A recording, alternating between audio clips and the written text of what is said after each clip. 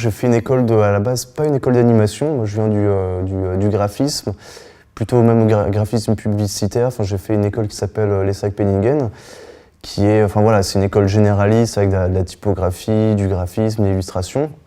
Et finalement, moi, l'animation, j'ai découvert ça un peu par hasard, quand j'étais il y a quelques années en programme d'échange à Prague, en Erasmus. Et dans cette école, voilà, j'ai rencontré quelques Japonais qui faisaient du manga comme ça, enfin du dessin animé en Erasmus. Et après avoir sympathisé avec eux, voilà, c'est eux qui m'ont donné l'idée que peut-être que les dessins que je faisais depuis toujours pouvaient s'animer en fait. Donc j'ai commencé à bidouiller un petit peu, puis voilà, petit à petit, je suis arrivé dans le monde de l'animation. Et Dript, c'était un peu le résultat de ces quelques années de recherche, où j'avais envie vraiment de faire une histoire avec un personnage, avec un vrai film, parce que pour l'instant j'avais juste fait des petits bouts de films ou des recherches expérimentales autour de l'animation. L'idée est venue, pour l'histoire c'était ça, je visitais vraiment un musée, j'avais faim et comme le héros du film, je me suis dit si je pouvais manger la peinture, quel goût ça aurait, et voilà, qu'est-ce qui pourrait se passer. Mais au début j'avais vraiment pris ça effectivement comme un petit exercice, de faire un petit personnage, voilà, juste qui mange des tableaux et il se transforme avec les tableaux, mais finalement sans vrai message derrière en fait. Et puis ça a pris presque 6 mois, mais comme pour tous les films, à vraiment essayer de créer une histoire plus dense ou trouver un petit peu de philosophie derrière peut-être. Qu'est-ce que ça veut dire finalement le fait de manger des tableaux, qu'est-ce que ça implique de se nourrir d'art. Donc voilà, ça a mis peut-être 6 mois, 1 an à s'écrire. Comment ça se finance? C'est comme un film en prise de vue réelle, hein. C'est les mêmes institutions.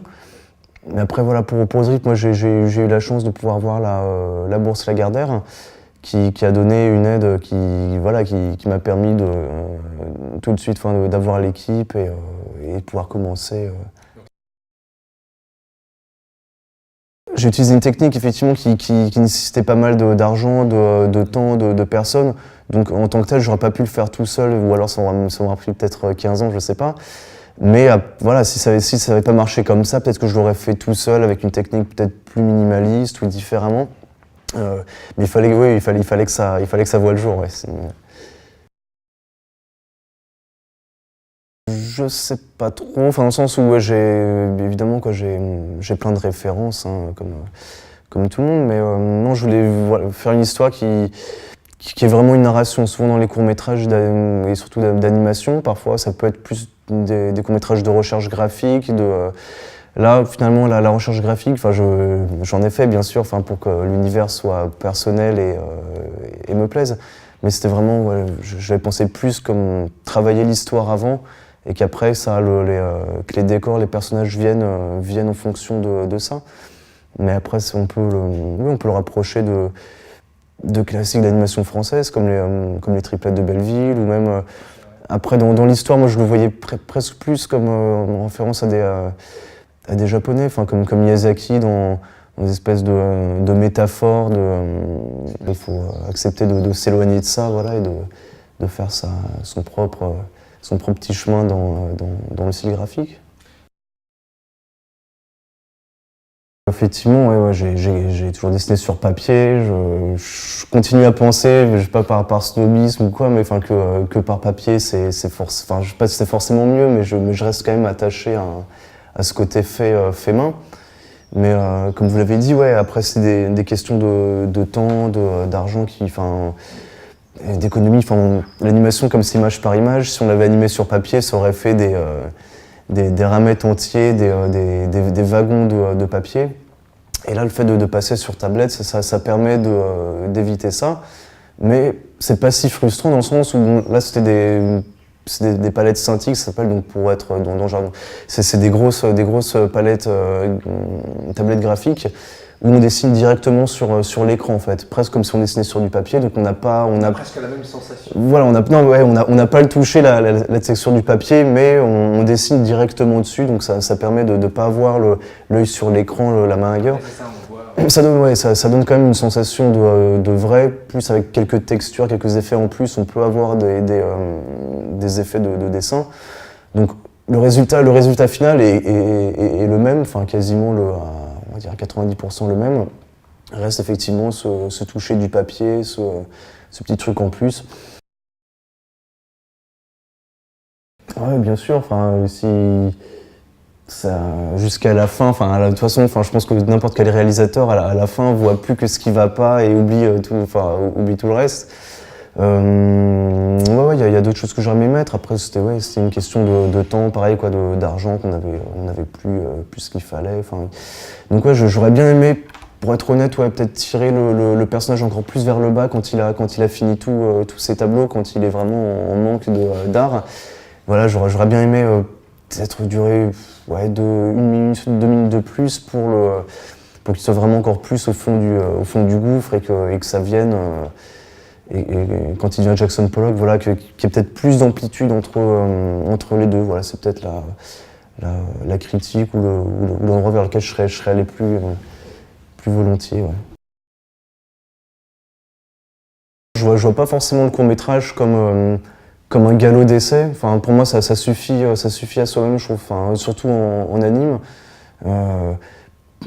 C'est vraiment, on peut créer un univers de A à Z, une histoire avec un début, une fin en 8 et 10 minutes, et de manière peut-être plus expérimentale, plus libre qu'en long métrage. C'est vrai que parfois, un long métrage d'animation, ça coûte très cher, hein, donc il faut trouver les subventions, et donc des fois on est peut-être un peu plus, on a les mains un peu plus liées parfois, je sais pas encore, mais j'imagine que c'est le cas. Alors qu'en court métrage, voilà, c'est vraiment la cour de récré où on peut faire, on est libre de tout faire, quoi. Donc c'est pour ça que je continue dans cette voie-là en animation. Ouais.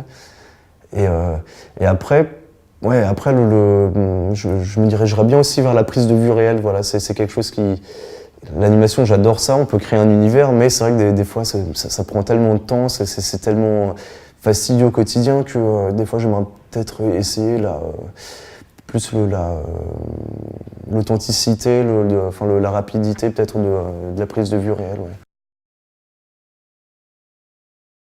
Non, effectivement, ça a été je m'étais pas posé la question au début, mais c'est venu petit à petit. C'est que comme Pollock, justement, il s'inspire des tableaux de toute l'histoire de la peinture.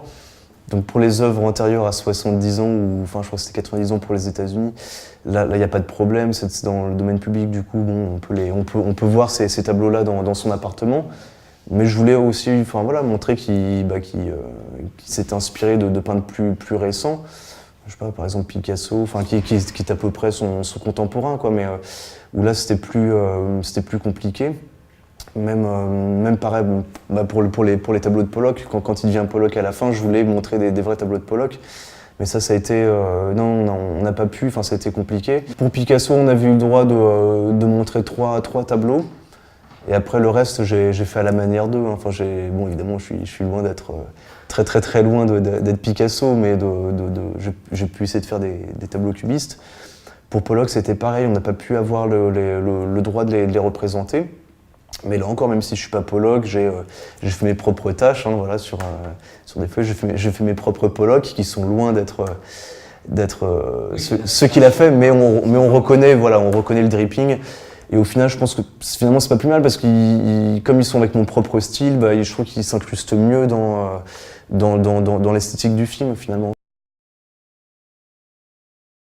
Moi, je n'ai pas du tout pensé pour les enfants à l'origine. Et il se trouve effectivement que ça marche très bien avec les enfants, qu'il y a eu plusieurs festivals et quelques prix justement que pour les enfants.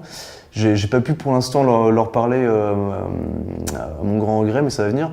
Et j'aimerais bien voir justement qu'est-ce qu'ils trouvent dedans, parce qu'a priori ils n'ont pas les références Picasso, Pollock, peinture, a priori ils connaissent pas trop ça.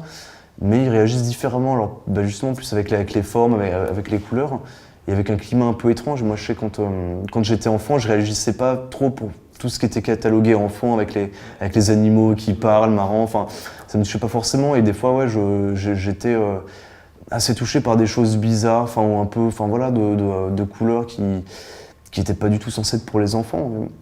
Ils aiment bien avoir peur, peut-être qu'ils ont aussi du personnage. Mais effectivement, tout à fait, ouais. Je pense que les enfants aiment bien avoir peur, c'est quelque chose qu'on oublie. Enfin, souvent, les films maintenant pour les enfants sont un peu trop lisses, un peu trop aseptisés.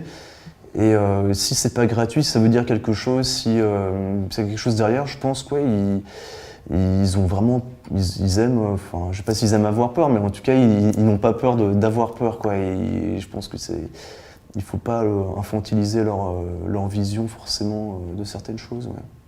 Voilà. Alors, bah, j'ai 2 autres courts-métrages toujours d'anime justement sur le feu. Donc pour dévoiler un petit peu, je sais pas si j'ai le droit, si je vais me faire tuer à la sortie ou pas, non, mais ça reste un petit peu dans le thème du personnage avec du personnage connu avec un passé où je réinvente un peu le passé, des personnages mystérieux. Donc le premier, ça passera plus à New York ni dans la ville, ça sera dans la forêt et ça sera sur le passé des 7 nains de Blanche-Neige. En fait, qu'est-ce qui peut pousser 7 mecs à vivre, enfin là en l'occurrence ils ont kidnappé la Blanche-Neige, et pourquoi ils vivent dans la forêt, pourquoi ils sont amenés à se retirer du monde pour ça. Donc là voilà, il y aura les explications à l'intérieur. Ça donne envie. Hein. Ouais, j'espère. Et le deuxième, ça sera le retour en Italie 2000 ans après d'un couple de dieux romains qui ont vieilli. Voilà, les gens les ont oubliés et ils les reconnaissent plus. Alors qu'eux, voilà, ils restent des dieux, mais ils sont tout vieux. Voilà, ils voient le Colisée, tous les endroits où ils ont vécu quand ils étaient jeunes, et ils ont un petit peu envie, voilà, de redevenir des dieux. Et peut-être grâce à une vieille connaissance, c'est Apollon qui a vieilli, qui est devenu un magnat des chaînes télé, peut-être un peu comme un Berlusconi, voilà, qui leur propose peut-être de participer à un jeu de télévision pour essayer de retrouver leur célébrité. Voilà.